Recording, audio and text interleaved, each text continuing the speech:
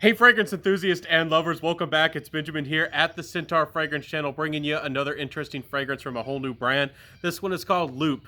This is from Sense by Bay. If you haven't heard about them, they did send these, my way for review. They want to get their name out there, and I'm happy to represent them, and I'm happy to be able to bring them to you here today. So take this with a grain of salt, take it or leave it, but I'm going to represent them, and honestly, I'm going to give this one a mixed review. So look forward to that in this review. First off, when you smell this fragrance, you're probably going to think it's a little bit green, and then you put it on your skin. You spray it on your skin. You're like, oh wow, there's something different about this one. So first off, when you with the top notes, you're getting sea breeze, you're getting pear, and maybe some other light kind of fresh citrus kind of qualities about it. To my nose, this fragrance does come off interesting, where the pear is a very light, more of like a pear juice. The pear isn't a big player in this fragrance, but it does add a little bit of laid back sweetness. And then with this almost like briny, almost like stormy seaside kind of salt. It's not a laid back, easy going, time at the ocean and sea breeze. This is kind of more of that storm kind of seed kind of sea kind of quality about it, like a stormy sea.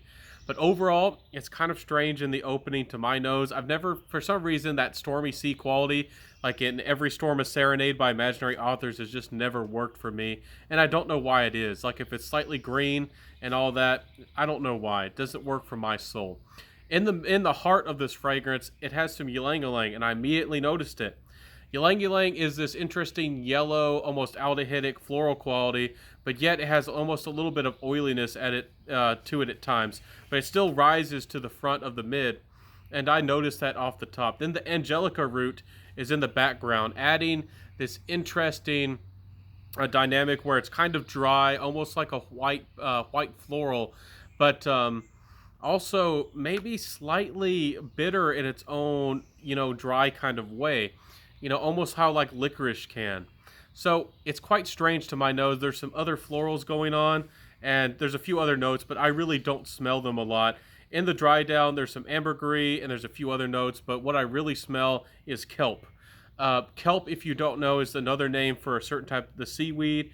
You can Google it, and it's fascinating that this fragrance is a little bit more on the aquatic side and a little bit more on the green side, but yet there's florals playing well in this fragrance. It's well blended, but in the opening, it really didn't grab my attention, and then I really had to kind of become a detective and look into this fragrance. You could easily write this fragrance off as just a citrusy green kind of fragrance, but there is more going on here. There is more complexity, and it is quite almost maybe a little bit odd. It's not odd in that it's strange or it's unwearable, but for me, for somebody who doesn't really like ylang ylang very much or angelica very much, it's a fragrance that I personally won't be wearing, even though I think this one will appeal at least a little bit more traditionally towards the men, because it's more aquatic, but a little bit more of a confident, more aggressive aquatic. And then on top of that, there's these green facets. But there's florals here. It might work for you, it might not. But this fragrance, for me personally, this is why I'm giving it a mixed review. I think it's well composed. I think the notes are interesting. Honestly, I haven't seen a lot of fragrances attempt to do much of anything like this. But on the other hand, it's not a fragrance that I personally am going to wear. I'm actually going to put this one into a giveaway that's going to happen whenever I reach 5,000 here on YouTube or on Instagram. So this fragrance doesn't work for me, but it's going to work for somebody out there. I just don't know who it is. Longevity wise, these fragrances are no joke. They're highly concentrated. This one didn't perform as well as the others, but honestly gave me about 8 hours every time, 7-8 hours easy, and it still held on as a skin scent even longer than that. So you won't get bad performance, and it is a little bit of a fresher feeling fragrance. So if you do like those fresh fragrances that are kind of wearable and yet interesting, this might work for you. But it just doesn't work for me. Projection on most of these are about average.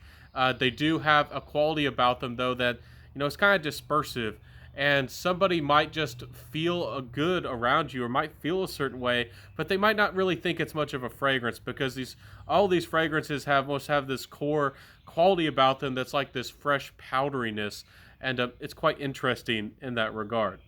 But anyways, sillage on these, this one, just like the others, is pretty darn good. But compliment factor wise, y'all know that the world is wonko crazy right now, so I can't go out there and just get everybody's opinions left and right. But when I wore this one, people thought it was kind of grown up and they thought it was interesting, but it was a little bit different because of that, those florals going on. It's not something that they've encountered on a man very often.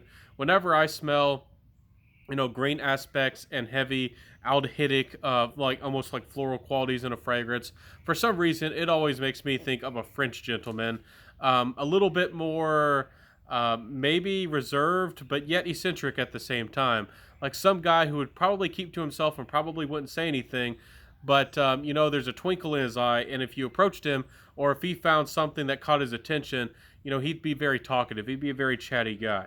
So this is how I think about this fragrance. That's kind of what I'm getting. So I do this. To me, this fragrance begs for fig.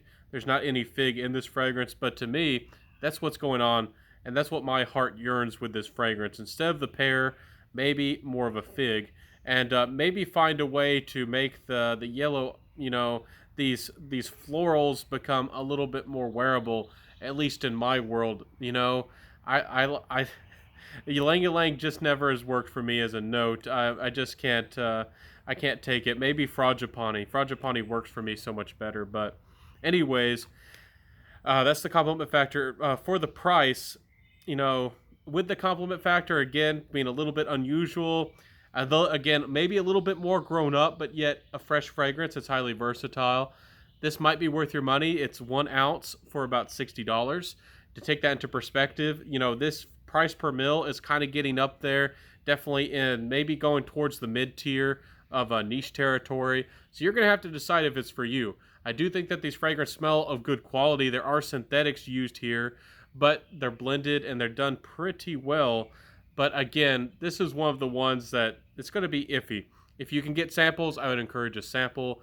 If you like things that maybe have a little bit more of that mineral type quality, maybe a little bit more of that urban, concrete type of quality, and maybe you're a little bit more of a gentleman, this is the kind of fragrance that might work for somebody out there. But I don't know who it is, but interesting stuff nonetheless. Loup, from Sense by Bay.